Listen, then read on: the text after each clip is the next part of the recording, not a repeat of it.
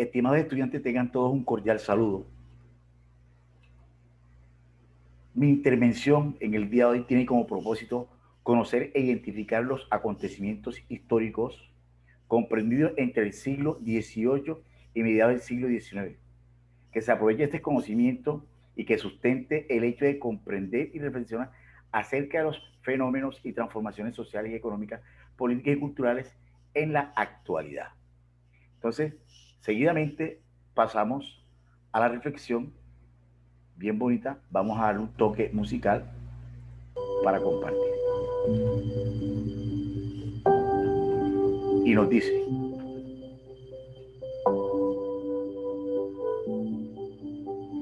la confianza es la muestra de amor propio en sí mismo. Como bien lo señala la frase, levántate y camina. Si tienes que creer en algo, cree en ti con toda tu fuerza y comienza a luchar por ese sueño que quieres lograr. No te lamentes, no eres el único que has perdido y que has caído. Lo importante es reconocer los errores y aprender de ellos. Inténtalo nuevamente, inténtalo. Ten fe y confianza en sí mismo y alcanzarás el éxito. Ahora bien, estimados estudiantes, después de esa bonita reflexión, para entrar en materia, vamos a compartirles la diapositiva sobre algunos conceptos propios de la temática. Veamos esos conceptos. Primer concepto, ilustración, revolución, monarquía absoluta, despotismo ilustrado, tercer estado, liberalismo, imperio y Napoleón. Ilustración, sabemos que es un movimiento ideológico que se dio en Europa en el siglo XVIII. También se conoció como el siglo de las luces. Las monarquías absolutas eran regímenes políticos cuyo poder estaba concentrado en una sola persona. Despotismo ilustrado hacía referencia a un modelo político. Además de eso, el tercer estado comprendía eh, el, el estamento donde se encontraban las personas no privilegiadas. Y el imperio era una organización política de un estado que se extendía su dominio y su poder sobre los demás territorios o pueblos. Y veamos a Napoleón, que fue un militar importante en su proyecto político y de gobierno.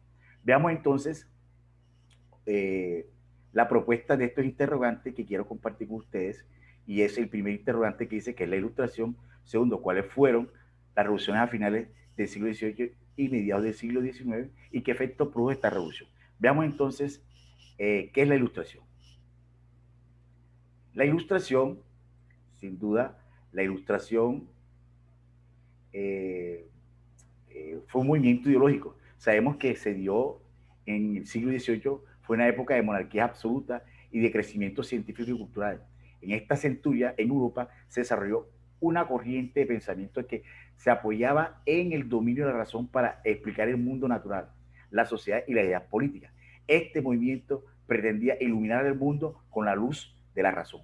Por ello, recibió el nombre de ilustración. En esta nueva forma de pensamiento, los ilustrados consideraron que la razón era la única forma adecuada para conocer el mundo y es la mejor opción del pensamiento para acabar con ese pensamiento tradicionalista, ¿verdad? Que era un pensamiento medieval.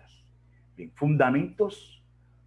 fundamentos y pensadores de la ilustración. Veamos entonces esos fundamentos y pensadores de la ilustración. Los fundamentos se basaban, primero, la razón como fuente de la verdad. Segundo, la fe en el progreso. Tercero, el espíritu crítico. Y por último, el humanismo. Veamos entonces, vamos a destacar algunos de esos más relevantes y hablaba sobre la razón como la fuente de la verdad.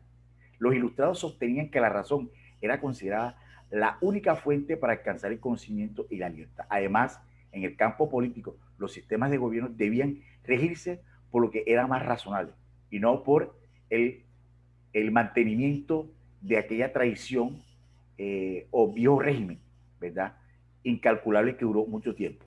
Bien, ahora bien, veamos entonces cuáles fueron esos pensadores importantes, destacados. Tenemos a Montesquieu, tenemos a Voltaire y tenemos a Rousseau. ¿Qué decía Montesquieu?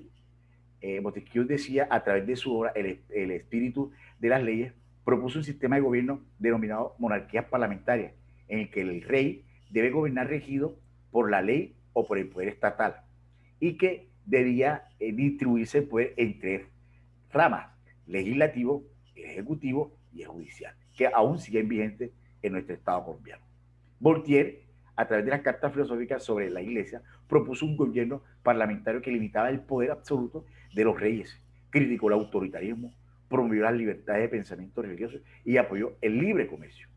Rousseau, en su obra El contrato social, planteó que el poder y la soberanía deben estar en manos del pueblo.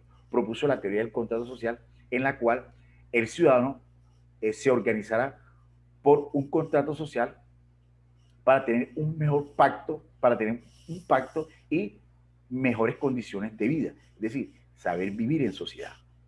Ahora bien, ¿cuáles fueron esas revoluciones que se dieron en el siglo XVIII, mediados del XIX? Vamos a señalar dos revoluciones. Se dieron revoluciones políticas y revoluciones económicas. ¿Cuáles fueron esas revoluciones políticas? La primera fue la independencia de Estados Unidos, especialmente la independencia de las 13 colonias por parte de los británicos. Y seguidamente viene la otra revolución política, que fue la Revolución Francesa, ¿verdad? Entonces, veamos cuáles fueron las causas de la revolución, de las revoluciones políticas, especialmente de las 13 colonias. ¿Cuáles fueron las causas? La guerra contra Francia durante 7 años, el alza de los impuestos, el pensamiento de los ilustrados, la masacre de Boston y otros eventos que produjo una fuerte tensión. Consecuencia, se creó la primera constitución de la historia, fue la primera revolución liberal que funcionó en América. La burguesía tomó un estatus político. Estados Unidos se convirtió en el principal comerciante de los Estados europeos. Gran Bretaña perdió sus territorios, gran parte de sus territorios, no solamente Estados Unidos, sino otros territorios. Fue el primer ejemplo de división del poder, según lo planteado por Montesquieu. Y veamos otra revolución política que también hay que destacar y fue muy importante, que fue la Revolución Francesa, ¿verdad? La Revolución Francesa, que es importante destacar la Revolución Francesa. En este sentido, Francia en el siglo XVIII, quien estaba gobernada por una monarquía absolutista encabezada por el rey Luis XVI, la sociedad era estamentaria y desigual, dividida entre los privilegiados que tenían acceso al poder y todo tipo de riqueza, como la nobleza y el clero, y los no privilegiados que vivían en condiciones de extrema pobreza, sin participación política y del que hacían parte del pueblo llano o tercer estado. A ver, ¿cuáles fueron esas causas? La monarquía absoluta, la desigualdad social, ¿verdad? La miseria y la marginación del pueblo llano, las ideas de ilustración, esas fueron las causas. Ahora vemos las consecuencias: fin del viejo régimen, la proclamación de los derechos del hombre y del ciudadano, la influencia de las colonias americanas y el ascenso de Bonaparte. Veamos entonces un actor importante que fue el señor Bonaparte. La intención de napoleónica era prácticamente como objetivo eh, político, quería consolidar las conquistas revolucionarias y evitar el retorno de las monarquías, aunque sin dar concesiones a los grupos radicales, y para lograr tales objetivos tuvo que establecer algunos aspectos importantes, o establecer algunos elementos estratégicos, como por ejemplo fue la pacificación social, la aplicación de reformas sociales y económicas, la normalización de las relaciones con la iglesia y el código napoleónico. Todas estas estrategias se hizo bajo su régimen, todo esto se hizo bajo sus decisiones, bajo presiones totalmente radicales. Bien. Ahora bien, otra revolución que hay que destacar entre esos siglos fue la revolución industrial, que fue un cambio político, perdón, un cambio económico, perdón. La revolución industrial fue un cambio económico. Podríamos señalar que la revolución fue un periodo histórico de transformaciones económicas y sociales entre 1760 y 1840, que desencadenó cambios sin precedentes para la sociedad en todo el mundo. Los factores que fueron la revolución agrícola, la revolución demográfica, y la revolución burguesa. La revolución agrícola, ¿por qué? Porque surgieron nuevas técnicas y nuevas herramientas para poder producir la tierra. Y obviamente, si hay mayor producción, eso permitió más exportación, más intercambio y el comercio empezó a fluir aún más. La revolución demográfica, obviamente, la gente, cuando empezó a surgir las fábricas, las industrias, empezaron entonces muchas personas del campo surgieron y se concentraban hacia las ciudades, es decir, salieron del campo hacia las ciudades, empezaron a concentrarse y a ubicarse en las famosas urbes.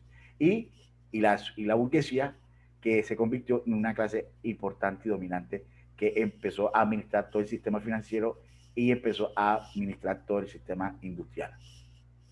Bien, veamos entonces las primeras industrias que se dieron. Esas industrias fueron las mineras.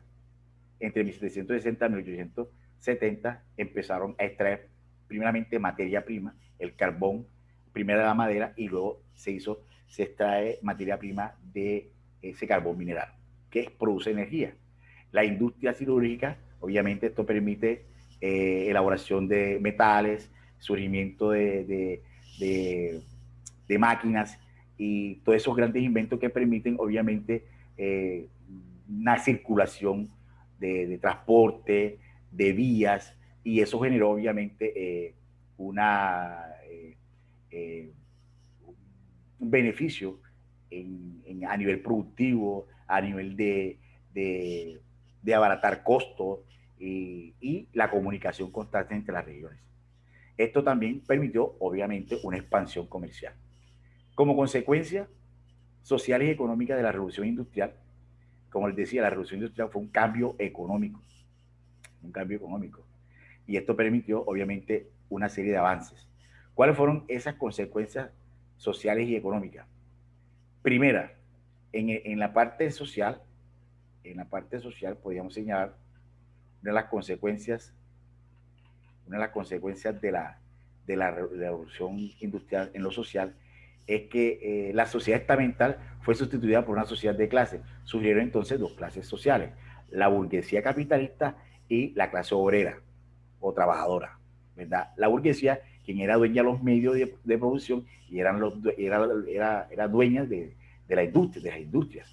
Y los obreros, obviamente, o la prole, que eran los trabajadores.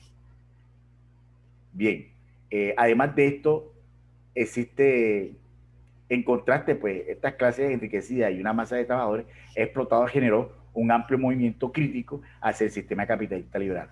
Por una parte, surgieron doctrinas a favor de la reorganización de las sociedades sobre las nuevas bases, evitando lo peor del capitalismo. Nace así la doctrina socialista en contra del capitalismo. En cuanto a lo urbano, empieza a crecer las poblaciones en los centros urbanos, la gente del campo empieza a salir hacia las ciudades. Y las migraciones, constantes migraciones, se dan por el fluido y la dinámica de la misma revolución industrial.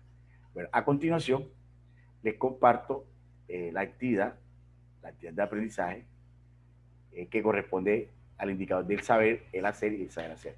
El saber, una pregunta que hace referencia, ¿qué fue la ilustración? Una pregunta, sabemos que la ilustración, aquí está el sistema piramidal durante la revolución, durante el siglo XVIII, cómo está constituido su estamento, los pensadores aquí están los pensadores y sus principales ideas o aportes que aún siguen vigentes. Y por último, aquí observamos la rúbrica que tiene sus tres criterios con sus niveles de valoración. En este caso, bajo, básico, alto y superior. Bueno, chicos, gracias por su atención y que Dios me los bendiga. Chao.